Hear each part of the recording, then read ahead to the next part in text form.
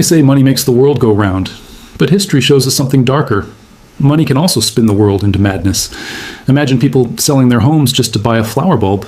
Imagine fortunes rising and collapsing in a single day, not because of war, famine, or invention, but because of collective hysteria over the price of something that had no intrinsic value.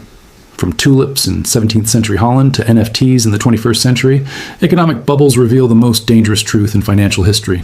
When greed takes over, reason disappears. And every time, the crowd insists, this time it's different. But it never is.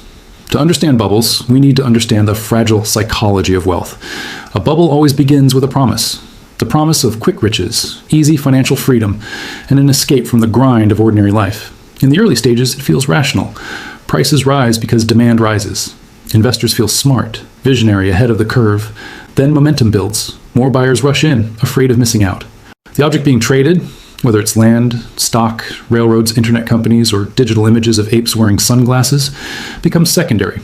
What matters is the belief that someone else will pay more tomorrow. At its heart, a bubble isn't about real wealth. It's about the illusion of wealth, and illusions, by definition, must shatter. The most famous case in economic history, the one financial educators still use to this day, is the Dutch tulip mania of the 1630s. 17th century Holland was a wealthy society. Amsterdam had become a global hub of trade and finance. Dutch ships carried goods from Asia, Africa, and the Americas. The Bank of Amsterdam, founded in 1609, was one of the first true central banks. Dutch citizens had disposable income, and they were willing to speculate. When tulips were introduced from the Ottoman Empire, they were exotic, rare, and fashionable. Owning unusual varieties became a status symbol, the same way luxury watches or rare cars function today. But soon, tulip bulbs transformed from luxury goods into financial instruments. They were bought and sold not for planting, but for profit. By 1636, people were trading tulip futures contracts, essentially betting on what bulbs would be worth in the future. At the peak of the bubble, a single rare tulip bulb could cost more than a skilled craftsman's yearly salary. Some reportedly sold for the price of a house. Of course, it didn't last. In the winter of 1637, buyers stopped showing up to auctions. Confidence cracked, and suddenly the same bulbs that had been treated as treasures were unsellable. Prices collapsed almost overnight, wiping out fortunes. The Dutch economy did not completely collapse. The story has often been exaggerated in later retellings, but for many individuals, it was financial ruin. The lesson was timeless. When the price of an object detaches from its utility and is sustained only by speculation, the crash is inevitable.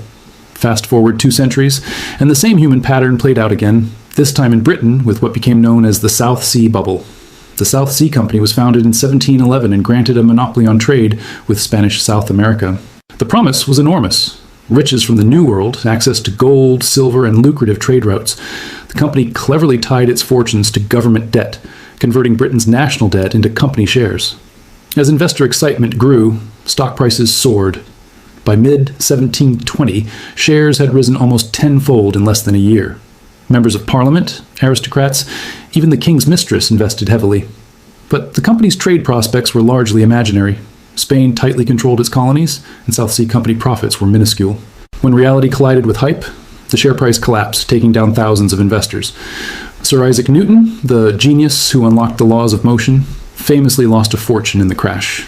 He is said to have remarked, "I can calculate the motions of heavenly bodies, but not the madness of people." That single quote captures the essence of every bubble. The most rational mind can be blinded by the glow of easy riches.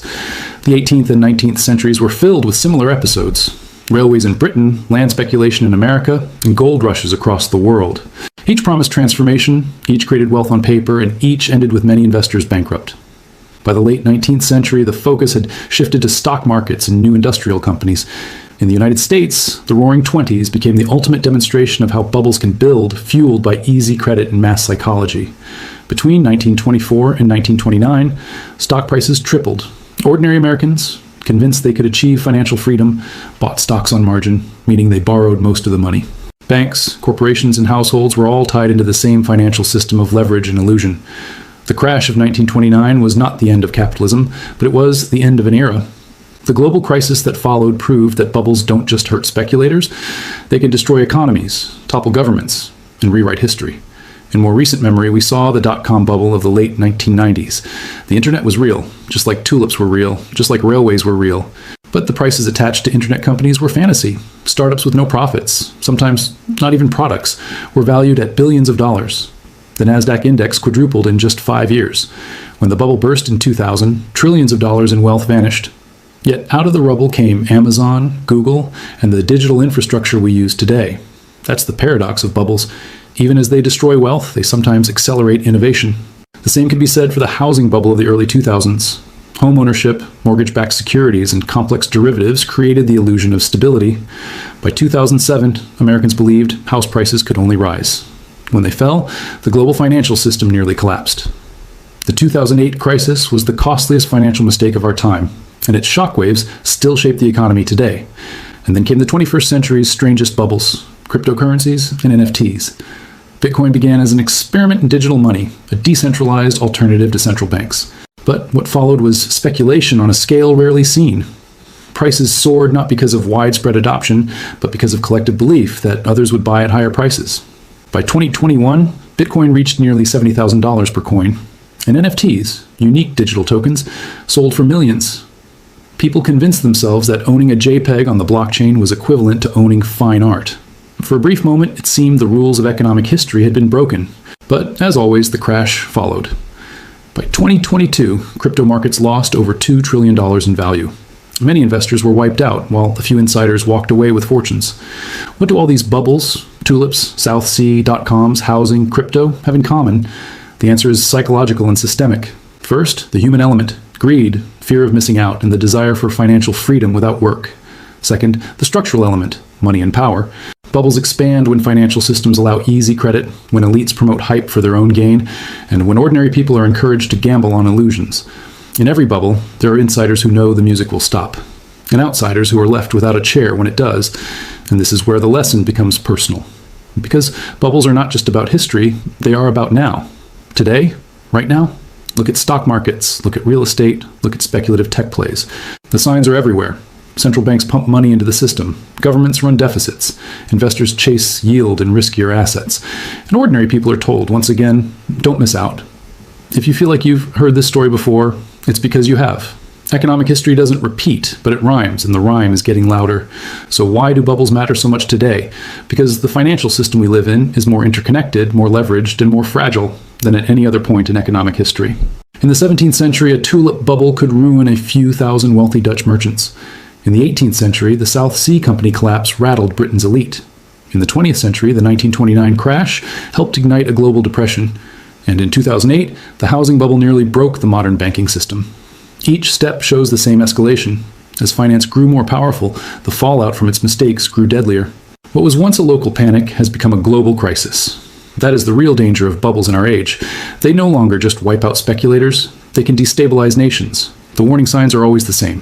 First, prices rise faster than fundamentals. Second, credit expands to fuel the speculation. Third, experts and institutions insist that the new era is different, that this time the old rules don't apply. Finally, confidence shatters and the collapse is swift. If you read newspapers from the 1920s, you'll hear the same language echoed in headlines about .coms in the 1990s or crypto in the 2020s. Words like revolutionary, unprecedented, once in a lifetime. But there is no such thing as a permanent financial revolution. There is only human behavior repeating in cycles. Consider real estate today. In cities from Vancouver to Sydney, from London to New York, home prices have risen to levels completely detached from local incomes. Governments prop up the market with low interest rates and mortgage subsidies. Investors from around the globe treat apartments not as homes, but as assets. That is speculation, pure and simple. In the short term, it enriches those who bought early. In the long term, it traps entire generations in debt. If history is any guide, this too will end. And when it does, the social fallout will be immense. Or consider the stock market. Technology stocks, artificial intelligence plays, speculative biotech startups, all promise to change the world. Some will, most will not. Just like railroads in the 19th century or .coms in the late 20th, a few giants will survive and dominate. But the majority of investors will not hold the winners long enough. They will buy into hype, not value. They will mistake paper gains for real wealth. And when the cycle turns, they will be left wondering how they fell for the same story again. And then there is crypto. The dust has not settled yet. Some argue that blockchain technology is as transformative as the internet, that cryptocurrencies will replace fiat money, that NFTs will revolutionize ownership. Others say it's a speculative fraud destined for oblivion. The truth is probably somewhere in between. Just as the dot-com crash wiped out thousands of worthless startups but left behind the foundations of the modern digital economy, so too the crypto bust may leave behind infrastructure that will matter in the decades to come. But for the ordinary investor, that distinction doesn't change the pain of losing their savings in a crash. That is the eternal difference between systemic progress and personal ruin. The system may evolve, but individuals can still be crushed along the way. What does all this mean for you right now? It means you should look at every too-good-to-be-true financial story with suspicion. Economic history is financial education written in blood. The lesson of every bubble is not that speculation is always wrong, but that speculation without discipline is fatal. If you want financial freedom, if you want real wealth, you cannot rely on catching the next bubble at the right moment. You must focus on fundamentals, assets with real utility, investments that produce cash flow, decisions rooted in reality rather than hype. That may sound boring compared to the thrill of chasing the next big thing, but boring is often what protects families from disaster. Boring is what preserves wealth across generations. There is another, deeper lesson here. Bubbles are not just financial mistakes. They are mirrors of society.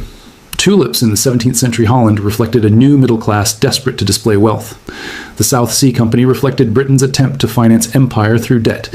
The Roaring Twenties reflected a society drunk on modernity and consumer credit. The dot-com era reflected our awe of technology. The housing bubble reflected our obsession with ownership and the illusion of safety.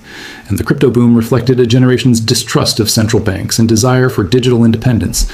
Each bubble is a financial story, yes, but also a cultural story. And that is why they are so dangerous, because they do not just appeal to greed, they appeal to identity. People believe not only that they are making money, but that they are participating in history and revolution in the future. And that belief is almost impossible to fight until it collapses on its own. So ask yourself, what bubble are we in now? Is it housing? Is it stocks? Is it national debt? Is it all of them at once? And if the answer is yes, then the question becomes not whether it will end, but how and when. The historian's warning is simple. Bubbles always end.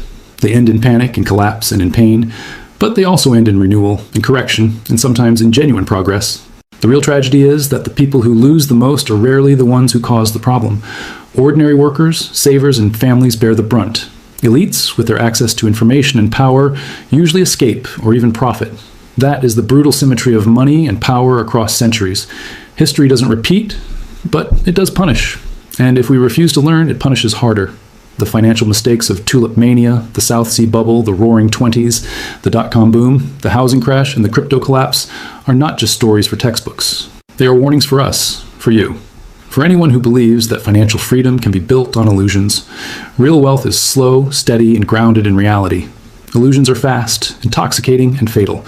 If you forget that, the system will remind you. The system has no mercy. So remember this. Every bubble begins with a promise. The promise that you can escape history. But history always catches up. The choice is yours, to chase the illusion or to learn from the past and build something real, because the next bubble is already forming. The only question is whether you'll be crushed by it or prepared for it. If this gave you a new perspective, hit subscribe. History has the answers. I'll show you where to look.